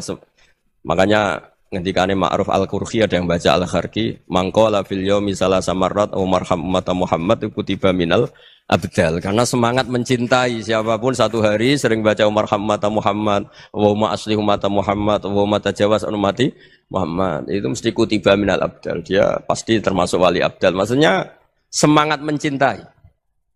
Ya dilatih lah. Misalnya Indonesia Power atau PLN, andai kan tidak ada PLN tuh kayak apa? Orang nggak bisa ngaji, tidak bisa aktivitas, ya barokahnya ada PLN, barokahnya jasanya. Kita sadar, tidak semua kebaikan kita ini memenuhi keinginan orang banyak. Gitu. Orang banyak ingin listrik, ingin saluran apa, dan itu kadang yang mewujudkan orang lain atau kelompok lain. Ya karena itu manfaat ke orang lain ya kita doakan. Karena khairun nas anfa'uhum linnas. Sehingga kita terbiasalah ngakui orang lain. Seperti semangatnya Rasulullah SAW, semuanya itu didoakan, semuanya diinginkan kebaikannya. Bahkan Nabi gak putus asa sampai di akhirat. Ketika Nabi lain sudah putus asa karena sudah akhirat, sampai dimintai syafaat semuanya bilang nafsi, nafsi. Karena merasa semuanya enggak punya nyali di depan Allah. Karena ini sudah akhirat, sudah finish. Tapi apa Rasulullah? Analah. Ya udah, saya sanggup mensyafaati kalian.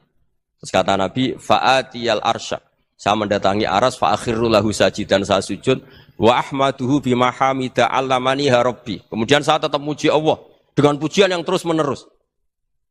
Padahal sudah di akhirat, sudah finish. Nabi dimintai syafaat masih sanggup. Karena Nabi tahu, akhirat tidak bisa mendikte Allah. Tidak bisa Allah terus bilang, ya Allah ini akhirat, engkau sudah tidak boleh mensyafaat. Tidak bisa. Allah tidak bisa diganggu akhirat. Allah tidak boleh batalkan rahmannya oleh akhirat. Allah tetap Rahman Rahim abadal abad. Dan Nabi tahu itu. Makanya kata para ulama, fa Muhammadun Ahmadu min ghairihi. Jadi Nabi Muhammad namanya dua yang terkenal. Sebenarnya banyak yang terkenal dua, Muhammad sama Ahmad. Ketika Nabi punya nyali memuji Allah di akhirat atau sudah di akhirat, itu fa Muhammadun Ahmadu min ghairihi. Ketika Nabi lain sudah tidak punya nyali muji Allah karena sudah akhirat, Nabi Muhammad tetap berani muji Allah di saat seperti itu. Makanya Ahmadu di situ kata ulama itu af'al tafdil, fa Muhammadun Ahmadu min ghairihi. Kanjeng Nabi lebih memuji Allah di saat yang Nabi lain sudah tidak punya nyali untuk muji Allah di saat itu. Makanya kata Nabi, fa akhiru lahu sajidan wa ahmaduhu bimahamidah allamaniha rabbi. Akhirnya setelah lama gitu terus Allah ngendikan, ya Muhammad irfa' ra'sak wasal tu'tah wasfa' tusyaffa. Sudah Muhammad, angkat kepala kamu minta apa saat rutin, dan kalau kamu ingin mensafati umatmu saya beri hak apa? Syafaat.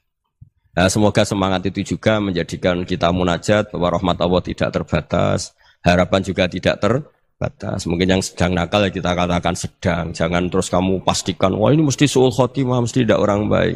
Tidak, agama ini liman kana yarjuwaha wal yaumal akhir, selalu bagi yang punya harapan. Ya, mungkin dapat barokah semua. Mantu dengan kata wassalamualaikum warahmatullahi wabarakatuh. Ya mulane makna di Quran itu macam-macam. Lah saiki iso mung goblok, anggere gak makna eksplisit gak diterima. Ini udah eksplisit, makna dari mana ini? Qur'annya mana? Innalillahi wa inna ilaihi raji'un. Jadi wong nak ngalim tenan niku makna Quran yo ono eksplisit, ono implisit, ono makna mafhum, ono makna mantuk. Baru iki ono tafsir isyari. Jadi tafsir macam-macam. Kayak Pak Quraisy Shihab spesialis nafsir atas nama lughat. Wes pinter pong, gaduk-gaduk non. Sore sih aku kadang kula ya ora cocok, tapi kula ya hormat ini wong alim. Pokoke opo ae digaduk-gadukno perkara madatul kalimah. Madatul kalimah iku kosakata. Yo akhirnya yo gaduk. Misalnya ngaten. Tapi kadang kudu guyu, tapi kula seneng. Seneng beliau, ya wong alim puture Nabi. Tadabbur maknane apa, Mus? Nak cara mikir kan. Mikir itu sangka kata dabaro. Tadbir maknanya mengatur. Tadabbur mikir. Jadi agar madatul kalimat dal barok dabaro maknanya mikir atau ngatur.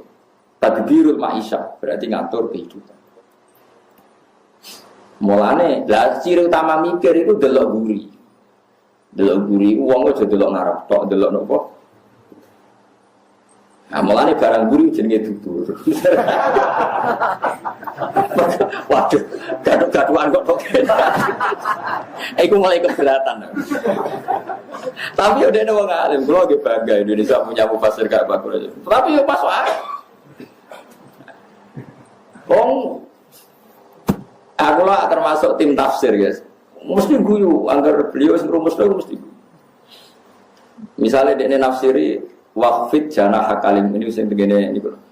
Wa qadara rabbuka alla ta'budu terus waqfid lahuma jana hadzulli minar rahmati wa qur rabbirhamhuma kama rabbayani. Dekne nafsiri yo gampang, waqfid lahuma jana hadzulli.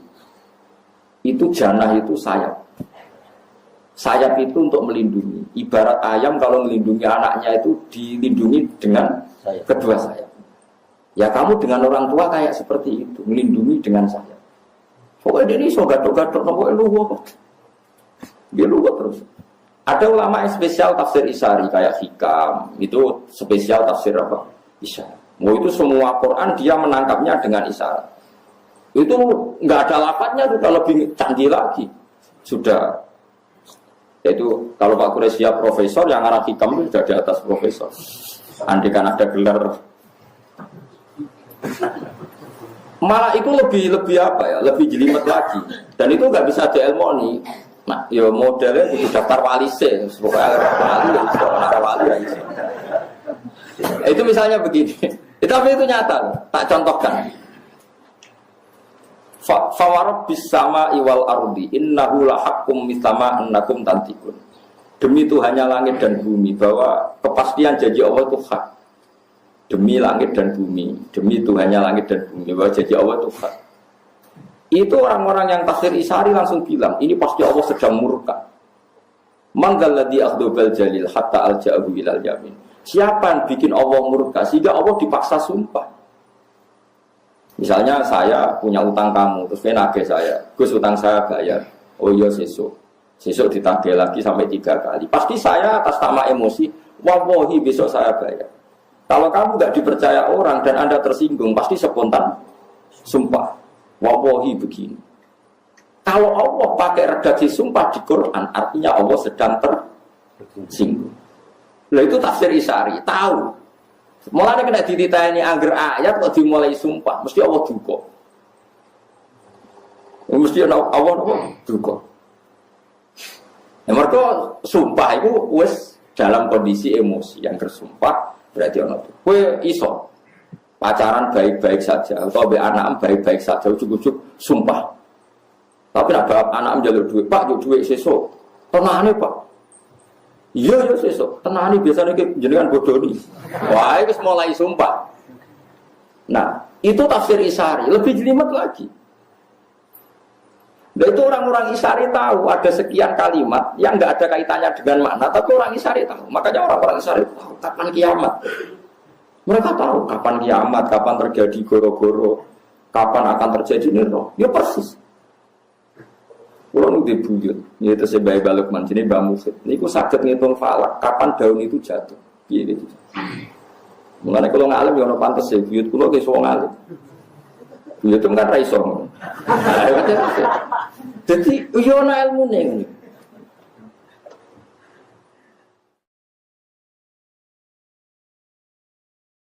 Makanya falak itu bisa dihitung. Rian wong ngitung falak ora astronomi ora teknologi ini tapi sakit. Bumi itu begini, pola matahari begini, maka ini musim kemarau, ini upaya gerhana, lama gerhana sekian. Di sisi ini itu bisa di. Karena itu tadi, mereka dengan isyarinya itu bisa menangkap alam. Ya gue saya kira iso. Saya kira uang tafsir tekstual is gegeri rakaruan. Nerjemah Quran itu kangelan saya. Ono wong mubalek mau nganggo terjemah iku semletene ra karuan zaman akhir. Ya Allah ya Allah. Riyen mboten wong alim sampai roh tafsir Isyari. Dan saya alhamdulillah Indonesia itu sekata yang kata sangat.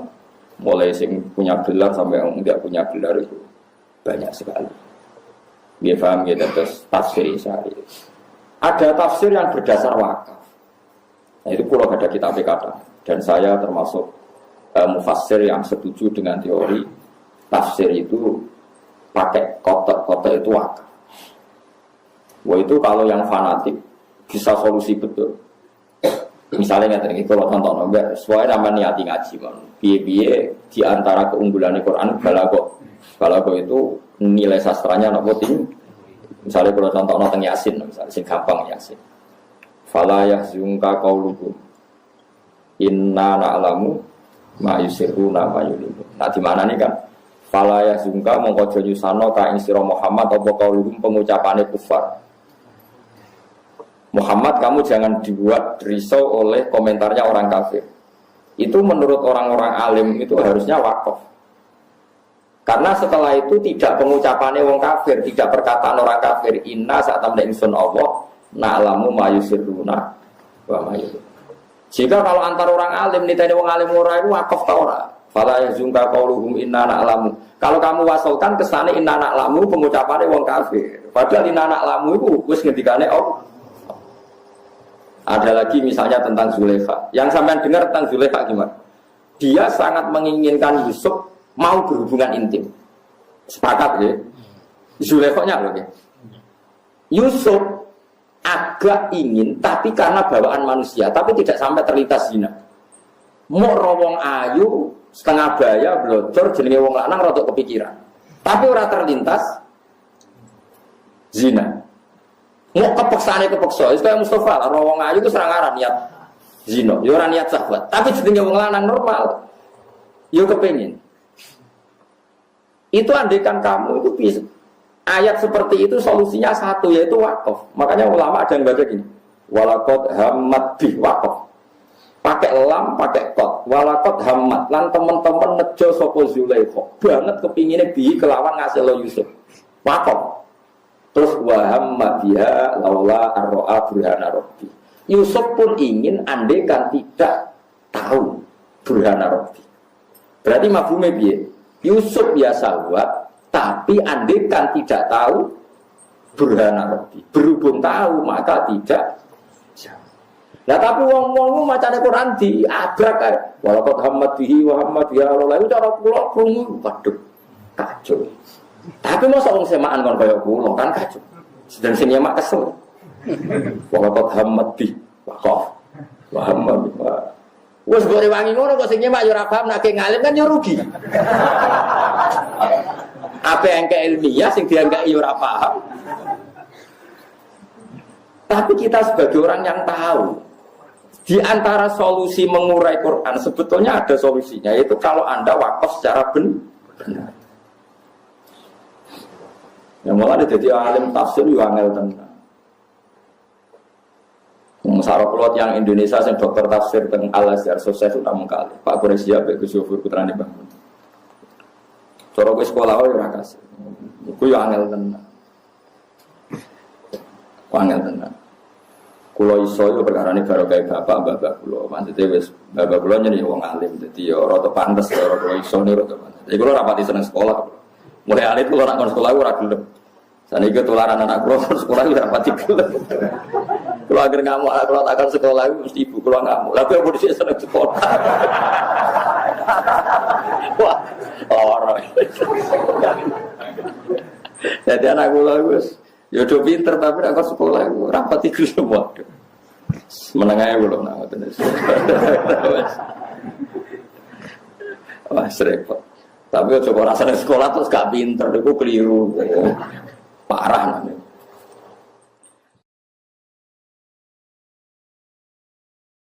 Jadi pahami Quran itu sajane di antara solusine niku wakaf. Jadi misalnya ono wong kok wakaf ngeten walaqad hammat bi wakaf. La wa hamma biha iku laula arro'a burhana wa.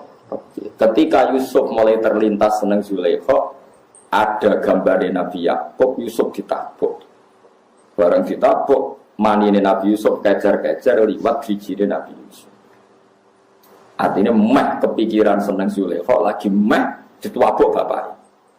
Lah kuwi ora ono sing nabuk. Lah iku sing perkara. Dadi wong nak nabi wis kabundut telah adalah iki jek nyekseni anak. Roh anak ya ape maksiat ape ditabuk. Padahal yo atuh Yusuf ning Mesir ape ning Kanaan. Lah kowe bapak 2 kilo wis ora. Ya alhamdulillah. Ya ora bisa isin ora nabi, ora boleh. Jadi nak keramate tiang-tiang top kados Habib Fakih Muqaddam tiang alim. Saking alime beliau wong darane iku gak Habib, darane Fakih Muqaddam. Padahal tiange gak Habib. Namanya Muhammad bin Ali, gak Habib, tapi wong darane Fakih. Niku sak alim fikih namanya darane Fakih. Niku nak gerak. Jadi nak kholi Nabi Hud teng Yaman ana kholi Nabi Hud. Nak ruah. Ya kholi Nabi Hud itu bulan Saban. Ya kholi Nabi Hud itu bulan apa? Saban. Nah di Nabi Hud niku tiyang Yaman, riyen namanya Ad. Wa ila adina khawm napa? Berhubung Nabi Hud itu kholi Saban. Terus wali-wali Indonesia itu rata-rata kaya Yaman. Akhirnya wali-wali Indonesia nak kirim donga iku Saban. Saban mergo dipadakno Nabi Hud basa Jawane ruwah. Ruwah mergo sayyid-sayyid sing alim darani roh iku arwah. Arwah kena ilat Jawa. Ruwah. Lah nang ruwah digo kirim. Donga. Iku jenenge Pak Quraisy gaduhan. Tapi wong alim yo tetep tok dalan kula niku yo ngaji bangun, ngaji bapak. Terus saniki sering ngrungokno Pak Quraisy, ngrungokno wong alim-alim sak donya kados Habib-habib sak donya, wong alim-alim sak donya. Kulo gadah dokumennya. Ya macam-macam, ono tafsir Isari, tafsir Lafat macam-macam. Ah kulo sing ra iso tafsir klenik. Dukun ayat Quran kok diwalik-walik sudah dijimat iku ora iso. Nganti saiki ra iso. Piye? Ayat ra diwalik wae ra mandi kok malah diwalik-walik. Dukun iku ora ngajar, wis Quran mesti diwalik.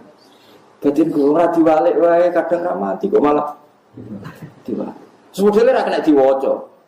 Jadi nak dikoco ora mandi, kudune ora kena dikoco. Wah, curangan itu. Mulane seneng lho nang TV-TV di Mas Kanjeng kakean jimat. Ya gambarane jimat ya semono iku, mesti curang niku. Paham ya? Jadi di antara solusi maknane Quran itu wakaf. Mulane riyen tiang-tiang dari Ibnu Abbas ada 6 ayat di Quran. Siapa yang bisa wakaf benar dakhalal jannah. Bukan di antara ayat wakaf. Fala yahzunka qauluhum waqaf. Inna na'lamu ma yusir. Tapi ya tidak harus. Piye-piye ora kabeh wong ngalim. Mulane terus wonten kaidah walaysa fil Qur'ani min waqfin wajib wala haramin ghairu malahu. Nah kowe wajibno repot orang gerwong ngalim. Lah hafid-hafid tak repot tiap semana.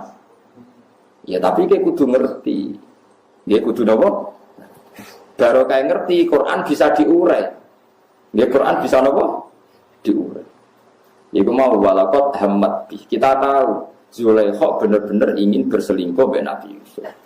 Yusuf wa hamma biha iku laula arro'a burhana rabbi. Yusuf yo meh kepengin umpama ora ditabok bapak. Berhubung ditabok berarti rasido kepengin. Kan gak mungkin konteksnya beda kemudian kamu atafkan walakot hamad bihi wa hamma biha kan kacau. Tapi kira usah sok alim, sok bener dhewe nek ana wong ngono salah. Wong kula iku kiai Quran, ana santri stor. Terus ya tak bareng. Wah kok terus tak elingno. Sebenarnya ngene jong, lho ndak semua orang ditakdir ngalim. Wong ora usah sok-sokan. Wong aku sing alim ra sok, kowe sing alim kok sok. Aneh-aneh wae. Wong aku sing alim ra sok, kowe sing alim dadakan sok. Wis biasa wae. Lan aja geman tentang maulid teman-teman. Wong Abu Lahab sing ngono wae. Untuk barokah Kanjeng Nabi Muhammad sallallahu alaihi wasallam. Ya biasa wae, nek ora cocok ya oleh jenenge wong macam-macam. Kalau ana wong ora cocok, wong kok niru Abu Lahab. Ya oleh wae sauni-unimu. Ya mesti tentang maulid tapi setuju Valentine, setuju hari macam-macam lah. Tanggalin Nabi dititani ra oleh, tanggalin wong barat dititani aneh-aneh. Biasa Pak. Sayyidina Umar, era Sayyidina Utsman, Ali, itu juga ngalami orang-orang yang ekstrim. Misalnya begini, saya contohkan korban-korban ekstrim yang real. Sayyidina Ali itu masyhur, dia punya musuh besar namanya Muawiyah. Karena permusuhan ini tidak bisa dihindari. Jadi kalau dalam fikih Islam ini anak-anak saya ajari fikih. Kalau orang mukmin membunuh orang mukmin itu hukumnya dosa besar apa kecil? Besar. Itu di bab kisos. Tapi orang fikih itu unik. Di fikih itu ada kitab sial namanya. Di takrib ada kitab sial. Dan di situ ada penjelasan mangkutila dunamali fahuwa syahid. Orang yang dibunuh karena membela hartanya atau keluarganya itu dia mati syahid. Kalau dia posisi membunuh maka malingnya atau penjahatnya muhaddarun damu. Gak punya hak nuntut kisos karena dia anggap gak ada artinya darah. Nah sekarang begini, suatu saat ada garong ke rumah Anda, ingin membunuh Anda karena ingin mengambil harta Anda. Anda ingin ingat status mukminnya atau status garongnya. Terus kamu mau dibunuh diam aja, saya tidak mau membunuh orang apa? Mukmin atau membunuh orang muslim. Nah, kesulitan yang dialami Sayyidina Ali seperti itu. Orang-orang Khawarij cara berpikir Ali ku geblek. Wong mukmin kok pengen mateni wong mukmin. Muawiyah ya geblek pisan. Wong mukmin kok pengen mateni orang. Padahal suasana sudah kacau. Ketika seorang penjahat mau membunuh yang punya rumah dan yang punya rumah ingin membunuh penjahat. Itu namanya mukmin bentrok sama orang mukmin. Apa orang benar sahibul hak ingin mempertahankan haknya? Tidak sampai saya tanya. Itu sahibul hak, yaitu yang punya rumah, ingin mempertahankan haknya. Meskipun dalam duel ini kadang terjadi pembunuhan. Nah di sini ini ya, ulama ahli sunnah menyebut masalah istihadiyah. Kelompoknya Sayyidina Ali mempertahankan nyawanya, meskipun dengan cara membunuh pasukan Muawiyah. Pasukan Muawiyah juga mempertahankan nyawanya, meskipun harus membunuh pasukan Ali. Zaman itu susahnya istihad seperti itu. Tapi orang Khawarij cara berpikir enggak, ini biang keladi masalah itu Ali sama Muawiyah. Mereka malah rapat, ya sudah dua-duanya bunuh saja. Ya masyhur tuh, akhirnya Sayyidina Ali dibunuh oleh orang Khawarij. Makanya ini penting ya, pentingnya ngaji seperti ini. Jadi kamu harus dilatih berpikir nubuah. Ya, dilatih berpikir apa? Nubuah disebut al-ulama warasatul. Meskipun dengan cara yang ekstrim, tapi pikirannya saja, jangan perilakunya. Saya punya contoh sekian kasus, sekian tragedi. Misalnya begini, saya itu dulu punya teman, dia soleh, bisa baca Fathul Mu'in. Dia itu janggal, bilang sama saya, Gus, tidak biasanya Rasulullah itu agak-agak nyindir orang fakir. Ini kok ada hadis kadal fakru ayakuna kufrun, bahwa kefakiran itu mendekati apa? Kekufuran. Dia itu aneh sekali. Biasanya tidak biasanya Rasulullah kritik seperti itu. Walhasil ini singkat cerita, anak ini ngalami satu trauma. Dia itu miskin. Gara-gara miskin gitu jadi buruhnya orang non muslim. Dan sering disuruh nganter majikannya itu ke tempat-tempat lokalisasi. Dia mulai mikir, ini gara-gara fakir saya harus nganter orang ke lokalisasi. Mulai ingat dia, sedekah Rasulullah ini gara-gara fakir saya jadi pengantar orang ke lokalisasi. Suatu saat majikannya itu benar-benar bangkrut. Malah tidak disuruh nganter. Pokoknya carikan yang cantik bawa sini. Pusing. Nah, dia akhirnya walhasil lari terus keluar. Terus dia cerita betapa ekstrimnya fakir, sehingga gara-gara fakir saya harus jadi penolong orang yang mau apa mak.